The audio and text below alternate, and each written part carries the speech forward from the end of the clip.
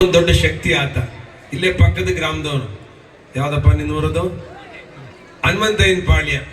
ಆತ ಯಾವಾಗಲೂ ನಮಗೆ ಎಲ್ಲ ಸಂದರ್ಭದಲ್ಲಿ ನಮ್ಮ ಕಷ್ಟದಲ್ಲಿ ನಿಂತ್ಕೊಂಡು ನಮ್ಮ ಜೊತೆ ಹೋರಾಟ ಮಾಡಿ ನಮ್ಮನ್ನು ಗೆಲ್ಲಿಸ್ತಂಥವ್ರು. ಅವರು ಕೂಡ ಈ ಕಾರ್ಯಕ್ರಮದಲ್ಲಿ ಭಾಗವಹಿಸಿದ್ದಾರೆ. ಮತ್ತೊಬ್ರು ಜಿ ಟಿವಿಯಲ್ಲಿ ಬಹಳ ಕಾರ್ಯಕ್ರಮದಲ್ಲಿ ನಾನು ಭಾಗವಹಿಸಿದ್ದೇನೆ. ಮಂಜಣ್ಣ ನನ್ನ ಬಹಳ ಆತ್ಮೀಯ, ಅಂದರೆ ನನಗೆ ಇನ್ನೊಬ್ಬ ತಮ್ಮ ಇದ್ದಂಗೆ. ಯಾವಾಗಲೂ ನನಗೆ ಅವನ ಒಳ್ಳೆಯ ಗುಣ, ಅವನ ನಡವಳಿಕೆ, ಅವನಿಗೆ ಒಂದು ವಿರೋಧ ಪಕ್ಷದಲ್ಲಿ ಕೆಲಸ ಮಾಡ್ತಾನೆ. ಪಾಪ ಹೋದ ಸಲಿಂದ ಶಾಸಕರಿರಲಿಲ್ಲ, ನಮ್ಮ ಈ ಭಾಗದಲ್ಲಿ ಗೆಲ್ಲಿಲ್ಲ. ಈ ಸಲಿಂದ ಶಾಸಕರಿಲ್ಲ. ಆದರೆ ಆದರೂ ಕೂಡ ಒಂದು ಒಳ್ಳೆಯ ಕೆಲಸ ಮಾಡಬೇಕು. ಸರ್ಕಾರ ಇಲ್ಲ ಅಂದರೂ ಕೂಡ, MLA ಇಲ್ಲ ಅಂದರೂ ಕೂಡ ಏನಾದರೂ ಒಂದು ಗ್ರಾಮಕ್ಕೆ ನಂದೊಂದು ಹಳಿ ಸೇವೆ ಮಾಡಬೇಕು ಅಂತ ಹೇಳಿ ಹೋರಾಟ ಮಾಡುವಂಥ ವ್ಯಕ್ತಿ. ಅಂಥವ್ರು ಇವತ್ತಿನ ಕಾರ್ಯಕ್ರಮಕ್ಕೆ ಬರಬೇಕು ಅಂತ ಹೇಳಿದಾಗ ನನಗನ್ನಿಸ್ತು, ಆಯ್ತು ಬರಬೇಕು. ನಾನು ಸೋಮಣ್ಣವ್ರನ್ನ ಕರ್ಕೊಂಬರ್ಬೇಕು ಅಂತ ಹೇಳಿದೆ, ನಮ್ಮ MP ಅವರು ಮತ್ತೆ ರೈಲ್ವೆ ಸಚಿವರನ್ನ. ಒಂದು ಮೆರಗನ್ನ ಕೊಡಬೇಕು. ಇಷ್ಟು ಕಷ್ಟಪಟ್ಟು ಕಾರ್ಯಕ್ರಮ ಮಾಡಿದ್ದಾನೆ ಮಂಜಣ್ಣ ಮತ್ತೆ ಅವರ ಸಂಗಡಿಗರು ಎಲ್ಲರೂ. ಮಂಜಣ್ಣ ಒಬ್ಬನೇ ಮಾಡಲಿಲ್ಲ ಇದನ್ನ. ಈ ಭಾಗದಲ್ಲಿರುವಂತ JDS ಮತ್ತೆ BJP ಕಾರ್ಯಕರ್ತರು, ಸ್ವಲ್ಪ ಕಾಂಗ್ರೆಸ್ನವರು ಹಿಂದ್ಗಡೆಯಿಂದ ಎಲ್ಲರೂ ಸೇರಿ, ಯಾಕೆಂದ್ರೆ KN ರಾಜಣ್ಣನ ಬೆಂಬಲಿಗರು ಎಲ್ಲರೂ ಸೇರಿ ಈ ಒಂದು ಕಾರ್ಯಕ್ರಮವನ್ನ ಮಾಡಿದ್ದಾರೆ. ಪಕ್ಷಾತೀತವಾಗಿ ಈ ಕಾರ್ಯಕ್ರಮ ನಡೀತಿದೆ. ನಾವೆಲ್ಲರೂ ಭಾಗವಹಿಸಿದ್ದೇವೆ.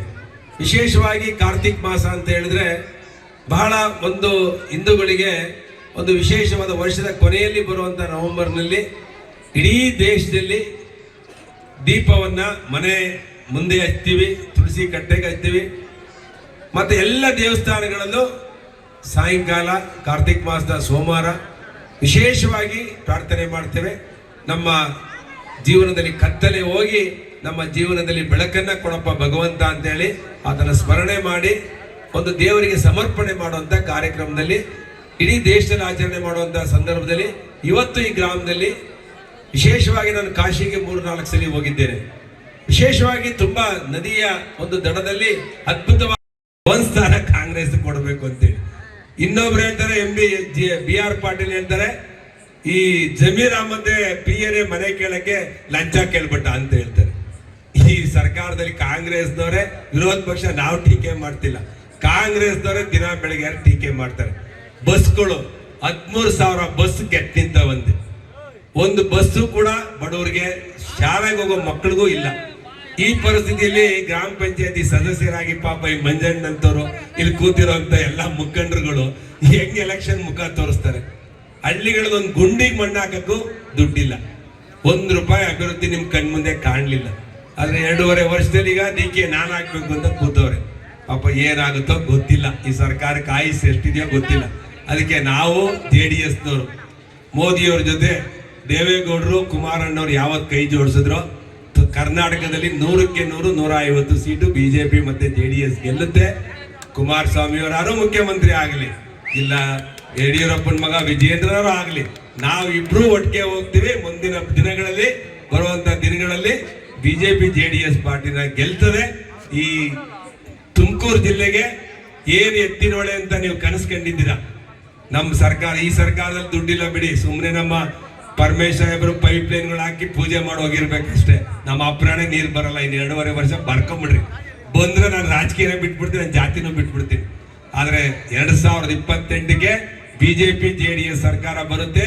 100ಕ್ಕೆ 100 ನಮ್ಮ ಕೆರೆ ಯಾವ್ದೇಳಿ, ಮಾವತೂರು ಕೆರೆ 100ಕ್ಕೆ 100 ತುಂಬಿಸ್ತೀವಿ, ಬಾಗ್ನ ಕೊಡ್ತೀವಿ. ರೈತರ ಪರ ಭಾರತೀಯ ಜನತಾ ಪಕ್ಷ JDS ಕೆಲಸ ಮಾಡುತ್ತೆ. ಅದರಿಂದ ಇವತ್ತು ಬಂದಿರೋದು ನಾವೇನೋ ಒಂದು ಕೆಲಸ ಮಾಡಬೇಕು.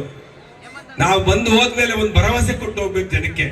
ನಾವಿಲ್ಲಿ ಬಂದಿದ್ದೇವೆ, ಮುಂದಿನ ಪ್ರತಿ ವರ್ಷ ಕೋಡಿ ಆಗ್ತಿತ್ತು, ನೀರು ಕೆರೆ ತುಂಬ್ತಾ ಇತ್ತು ಅಂತ, ಇವತ್ತು ಜಲಗೋಡಿ ಆಗಿದೆ ಅಂತ ಇವತ್ತು ನಾನು ಪ್ರಾರ್ಥನೆ ಮಾಡ್ತೇನೆ. 100ಕ್ಕೆ 100 ಈ ಗಂಗಾ ಆರತಿ, ಗಂಗೆಗೆ ಆರತಿಯ ಸಮರ್ಪಣೆ ಮುಂದಿನ ವರ್ಷ ತುಂಬಿ ಕೋಡಿಯಾಗಿ ನಾನು ಕೂಡ ಬಂದು ಗಂಗೆ ಬಾಗನವನ್ನು ಕೊಡುವಂತ ಕಾರ್ಯಕ್ರಮದಲ್ಲಿ ಭಾಗವಹಿಸಿದೆ. 100ಕ್ಕೆ 100 ಕೆರೆ ತುಂಬುತ್ತೆ ಅಂತ ಈ ಸಂದರ್ಭದಲ್ಲಿ ನಾನು ಹೇಳ್ತಾ ಇದ್ದೇನೆ. ಅದರಿಂದ ಈ ಕಾರ್ಯಕ್ರಮ ವಿಶೇಷವಾಗಿ ಮಂಜಣ್ಣ ಮಾಡಿದ್ದಾರೆ, ಎಲ್ಲರೂ ಒಗ್ಗೂಡಿಸಿ ಮಾಡಿದ್ದಾರೆ. ನಾನು ಅಭಿನಂದನೆ ಸಲ್ಲಿಸ್ತೀನಿ. ಮುಂದೆ ಬರುವಂತ ಗ್ರಾಮ ಪಂಚಾಯತಿ ಚುನಾವಣೆಗಳು, ಇವತ್ತು ರಾಜಕೀಯ 1-2 ಮಾತಾಡಿ ಮುಗಿಸ್ತೇನೆ. 2.5 ವರ್ಷ ಆಯ್ತು ಈ ಸರ್ಕಾರ ಬಂದು, ಸಿದ್ದರಾಮಯ್ಯನವ್ರ ಸರ್ಕಾರ. ಹೇಗಿದೆ ಅಂತೇಳಿ ನಿಮಗೆ ಗೊತ್ತಿದೆ. ಒಂದು ಶಾಲೆಗೆ ಹೋಗೋ ಮಕ್ಕಳಿಗೂ ಬಸ್ ಇಲ್ಲ, ಎಲ್ರಿಗೂ ಫ್ರೀ. ಸಿದ್ದರಾಮಯ್ಯನವ್ರು ಹೇಳಿದ್ರು ನನಗೂ ಫ್ರೀ, ನನ್ನ ಹೆಂಡತಿಗೂ ಫ್ರೀ, ಮಾದೇವಪ್ಪ ನಿನಗೂ ಫ್ರೀ, ಕಾಕಾ ಸಾಬ್ ನಿನಗೂ ಫ್ರೀ. ಯಾವ್ದಾರೋ ಒಂದು ಸರ್ಕಾರ ನಿಮ್ ಜೋಬಲ್ಲಿ 1 ಲಕ್ಷ ರೂಪಾಯಿ ಇದ್ದು ಯಾರೋ ಒಂದು ಬಡವರಿಗೆ ಮದುವೆ ಅಂದ್ರೆ ಒಂದು 2,000 5,000 ಕೊಟ್ರೆ, ಇನ್ಯಾರೋ ಬಡವ ಆಸ್ಪತ್ರೆಗೆ ಹೋಗ್ಬೇಕು ಅಂದ್ರೆ 2,000 ರೂಪಾಯಿ ಕೊಟ್ರೆ, ಶ್ರೀಮಂತ ಬಡವ ಬಂದಾಗ ಒಂದ್ 2,000 ರೂಪಾಯಿ ಆಸ್ಪತ್ರೆಗೂ ಮದುವೆಗೆ ಕೊಟ್ರೆ ನೋಡಿದ್ದೀವಿ. ಇವರು ಇರೋರಿಗೆಲ್ಲ ಸಿಕ್ತವ್ರಿಗೆಲ್ಲ ಯಾರೋ ಕಷ್ಟಪಟ್ಟು ತೆರಿಗೆ ಕಟ್ಟಿದ ದುಡ್ಡನ್ನ ಸರ್ಕಾರ ಸಿಕ್ತವ್ರಿಗೆ ಹಣ ಕೊಟ್ರೆ ಸರ್ಕಾರ ಉಳಿಯುತ್ತ, ದೇಶ ಅಭಿವೃದ್ಧಿ ಆಗುತ್ತೆ. ನಮ್ ಸಿದ್ದರಾಮಯ್ಯನ ಪಾಡಂಗ ಆಗಿದೆ. ಹೇಳ್ಬಿಟ್ರು ಚುನಾವಣೆ ಗೆಲ್ಲೋದಕ್ಕೆ, ಮೋದಿ ಮೇಲೆ ಚಾಲೆಂಜ್ ಮೇಲೆ ಗೆಲ್ಲೋದಕ್ಕೆ ಸಿಕ್ತವ್ರಿಗೆಲ್ಲ ಫ್ರೀ ಅಂದ್ರು. ಇವತ್ತು ಒಂದು ಗುಂಡಿ ಮಣ್ಣಾಕಕ್ಕೂ ಹಣ ಇಲ್ಲ ಸರ್ಕಾರದಲ್ಲಿ. ಒಂದ್ ಬಡವರು ಮನೆ ಕೊಡಕ್ಕೆ ₹1 ಹಣ ಇಲ್ಲ. ಆದ್ರೆ ಬೆಳಗ್ಗೆ ಎದ್ರೆ DK ಶಿವಕುಮಾರ್ ಸಿದ್ದರಾಮಯ್ಯಂದು ಬೀದಿ ಜಗಳ. ನವೆಂಬರ್ ಕ್ರಾಂತಿ, ಡಿಸೆಂಬರ್ ಅಲ್ಲಿ ಶಾಂತಿ, ಜನವರಿಲಿ ವಾಂತಿ. ಈ ಸರ್ಕಾರ ಯಾವತ್ ವಾಂತಿ ಆಗಿ ಮಕ್ಕಳೆ ಮಲಕಡುತ್ತೋ ಗೊತ್ತಿಲ್ಲ. ಆದ್ರೆ ಸರ್ಕಾರದಲ್ಲಿ ಬಕ್ಕಸದಲ್ಲಿ ಹಣ ಇದೆ ಅಂತ ನಮ್ಮ ಸಿದ್ದರಾಮಯ್ಯ ಒಬ್ಬ ನಿಜವಾದ ನಡೆದಾಡುವ ದೇವರು ಅಂತ ಹೇಳಿದ್ರೆ ತಪ್ಪಾಗಲ್ಲ.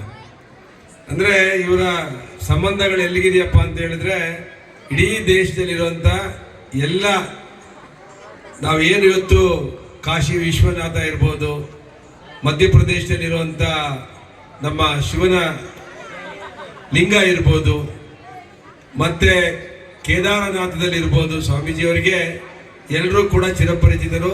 ಕೇದಾರನಾಥದಲ್ಲಿದ್ದಂಥ ಸ್ವಾಮೀಜಿಯವರು ಕೂಡ ಇಲ್ಲಿ ಬಂದು ನೆಲೆಸಿ ಧ್ಯಾನ ಮಾಡಿ ಈ ಭಾಗಕ್ಕೆ ಬರ ಇದ್ದಂಥ ಸಂದರ್ಭದಲ್ಲಿ ವರ್ಣನ ಕೃಪೆಯನ್ನ ಕೊಟ್ಟು ಸಾಕಷ್ಟು ಕೊರಟಗೆರೆಯಲ್ಲಿ ಕೆರೆಗಳು ತುಂಬುದು ಅಂತ ಹೇಳಿದ್ರೆ ಸ್ವಾಮೀಜಿಯವರ ಶಕ್ತಿ ಅದು. ಮಠ ಬಹಳ ವಿಶೇಷತೆಯನ್ನ ಪಡೆದಿರುವಂತ ಸಿದ್ರ ಬೆಟ್ಟ ಅಂತ ಒಂದು ಪೂಜ್ಯರು ಇವತ್ತು ಸಾನ್ನಿಧ್ಯವನ್ನು ವಹಿಸಿದ್ದಾರೆ. ನಾನು ನಿಮ್ಮೆಲ್ಲರ ಪರವಾಗಿ ಸ್ವಾಮೀಜಿಯವರ ಒಂದು ದಿವ್ಯ ಸಾನ್ನಿಧ್ಯಕ್ಕೆ ನಾನು ಶುಭ ಹಾರೈಸ್ತೇನೆ.